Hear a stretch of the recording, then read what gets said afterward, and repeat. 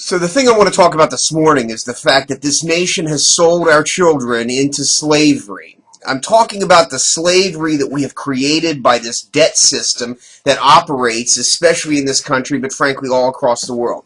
Now, it's recently been reported that the student loan bill that is due for the youth and frankly some of the parents in this country exceeds $1 trillion.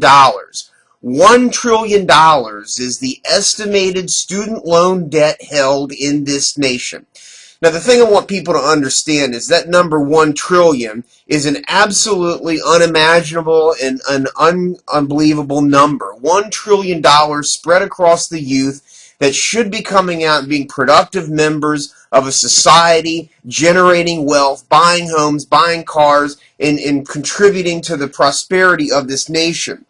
But as they are saddled with that kind of debt, it becomes absolutely impossible for them to move forward because they are, in fact, buried underneath this debt. Now, I want to talk about the fact that when I went to law school, I took out student loan debt. It was relatively manageable, but it was small in comparison to the debt that's being heaped on the student today. I saw a figure that student loan debt has increased 750%. Now, a lawyer in my office made the point that, mathematics has not changed in a couple of years. 1 plus 1 equaled 2 300 years ago, and it still equals 2 today. And yet, every single year, textbooks and other things are required to be purchased by students to incorporate in the latest and the greatest. As we understand it, it's truly not the case that we don't need all these new textbooks and we don't need the hundreds and thousands of dollars that are heaped upon as a result of that. But students are forced to buy additional textbooks and incur additional debt, not because it contributes anything to the educational experience, but because it's a profit center for all the corporate vipers that are now involved in the university and education system. Now, the very same factors that are involved in the collapse of the housing market and our financial systems are at play with student loan debt, but it's even more pernicious. And the reason for that is, again, the basics of education have not changed. The university system and the education system have not changed all of that much. And frankly, the economics of fundamental education have not changed. But what has changed quite dramatically are the financing incentives that exist within basically all of higher education, but especially in the private university systems. The bricks and mortar have not changed demonstrably, although we have seen some phenomenal increases in bricks and mortar, the buildings and that sort of thing, but that's not a dramatic change. The real dramatic change that exists in higher education financing is, in fact, with the financing. The principal amount of loans for students has increased dramatically, and that's bad enough. But heaped on top of the principal amount of loans that has increased dramatically is the financing on the back end of that. So we have a student that takes out a student loan of $50,000, say, and the interest upon that begins to accrue immediately, and that becomes a greater and greater burden for that student. But that's bad enough. What we need to talk about is the fact that once that student loan principal is established, that debt is sold off to the same securitization forces that collapse the financing market. So if you have a $100,000 principal loan that's accruing interest at, say, 6% a year, that payments is sold off to the securitization vipers that sell, in turn, those investments to investors. Now, again, what becomes so pernicious about this is the fact that that interest continues to accrue and accumulate, and the principal is very hard to reduce down, even in a good employment environment. But what we understand has happened in this country is our economic and employment base has been decimated by the policies of the elected officials in Washington, D.C. and all across this country who, in fact, are working for the corporation. So when that student took out that student loan debt, assuming that when he or she got out, there were going to be jobs on the other end to pay that student loan debt, that contract was broken. And I think that's one thing to keep in mind here, is that there was a very real contract that was entered into by the American student. He believed and she believed that when she went to school and did the right thing and took out that higher education, it was predicated on the incorrect belief that their government was doing the correct thing and creating a sustainable economy such that when they entered the workforce there would be jobs out there. We know, in fact, that that was not the case. Because at the very same time you're incurring hundreds of thousands of dollars in student loan debt, your government and the corporate leaders were using that money that you were incurring to in turn shift those jobs offshore and overseas. Now, another important thing to keep in mind is the absolute inescapable economics and mathematics that exists in the student loan environment. I live just near a school, call it that if you will, that teaches students to cut hair. Now, every morning I see these young, bright-eyed kids wheeling in their boxes full of hair cutting things and dye and whatever is in those crates that they carry around. But there's literally hundreds of them every single day going into this private school, heaping on top of themselves potentially hundreds of thousands of dollars worth of student loans, so that when they get out 2 years later, they can be certified to cut this mop of hair that's on top of my head. Now, the debt that is incurred by these kids is absolutely unimaginable. No one has ever sat these kids down and said, you know, at the end of this technical program, this education, if you will have student loan debt of $80,000 a year, accruing interest at 5% a year, or whatever the number is. And we need to sit down and talk about the economics of a haircut and understand that for every haircut that you might get $15, or maybe if you're working at some fancy place, $50, you're only going to put in your pocket $25 from that.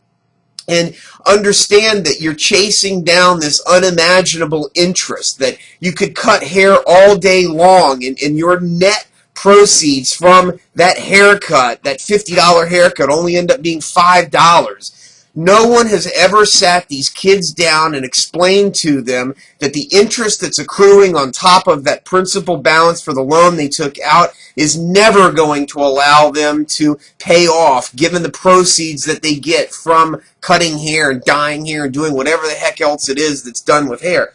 So while those that are critical of the people that are in a tough economic situation right now point fingers at those who've incurred this debt, no one understands or recognizes the fact that we, as the adults and the leadership in this country, never sat down these children and explained to them the basic economics, that this debt that they were incurring, they were never going to be able to pay off because they were put into a hopeless situation. Now, where I first got involved in the student loan situation was when a very experienced attorney on the corporate side, frankly an attorney that I do battle with, called me up incredulous and in disbelief because her sister had gotten a paycheck seized as a result of student loan. And this very high-powered, very experienced attorney was incredulous at the fact that a paycheck could be seized with no due process. And I likewise, when I first heard about this, was incredulous. But she felt that myself as a consumer warrior would know a little something about this. And as I delved into it, I got to tell you, I was absolutely certain that there was no way that a student's paycheck could be seized without due process. But I was disturbed to find that under the administrative wage garnishment procedures that have been established by the federal government and the corporations that the federal government and our legislators work for, allow these corporations to seize paychecks, to seize the property of Americans, young Americans, with absolutely no due process. And as you dig a little bit deeper into administrative wage garnishment and figure out the way in which these statutes and these procedures were established, the private corporations representing the debt buyers and the debt owners and the corporate finance entities of these primarily private education entities lobbied Congress and created laws and created a regime whereby once they take possession of the debt that's owed by our nation's students and our youth, they then can engage in these very draconian and in fact star chamber proceedings to then go and seize the paycheck of our nation's youth. As an employer, I could get a letter from one of these administrative wage garnishment proceedings, and if I don't immediately begin seizing my employee's paycheck, I could face penalties.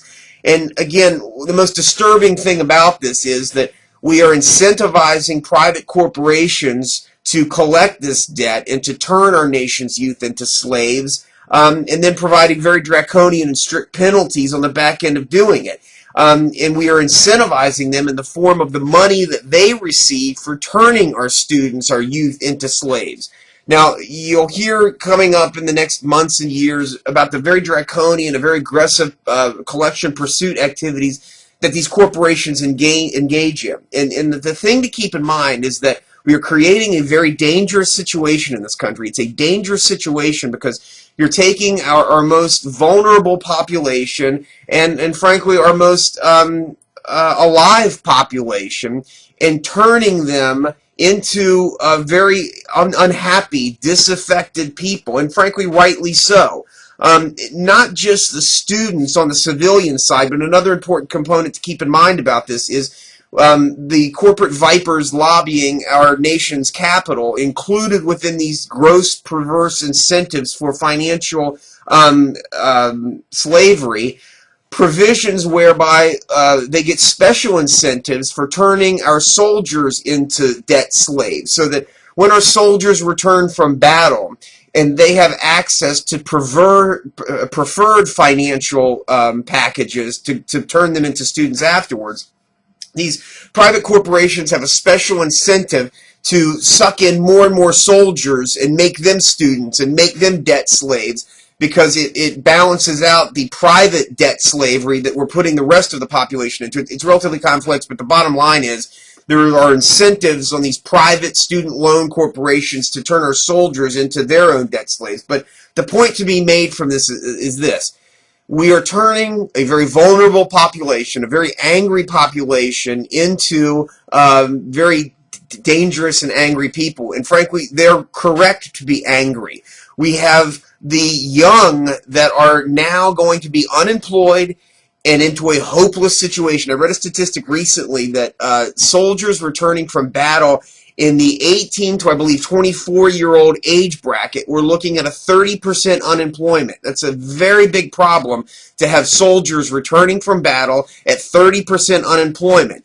Now, where we are placing them, they're vulnerable at this point in time, and they're being placed into an even more vulnerable position when we're turning them over to these student loan debt slave masters in form of the education system that they're being dumped into. So they're being sold a bill of goods, and our leaders are doing this to them, knowing full well now about the incentives that exist. Now, you'll hear some proposals that are being bantied about reducing down the interest rate that's owed on this $1 trillion worth of debt. But the bottom line is this is not going to chip away at the problem at all, because we're talking about reducing the accrual of the interest from an unimaginable 7% rate down to something 3.8 or whatever. But the bottom line is our nation cannot proceed forward with $1 trillion worth of student loan debt that's put on the backs of our nation's most vulnerable population. This is really problematic going forward. You're going to see this, particularly in the months and years going forward. It's something that has to be addressed, and frankly, the only way to address this is to recognize the wrong that was done at the origination of these loans and to do some kind of debt forgiveness on behalf of our nation's youth and those that have been sold improperly into debt slavery.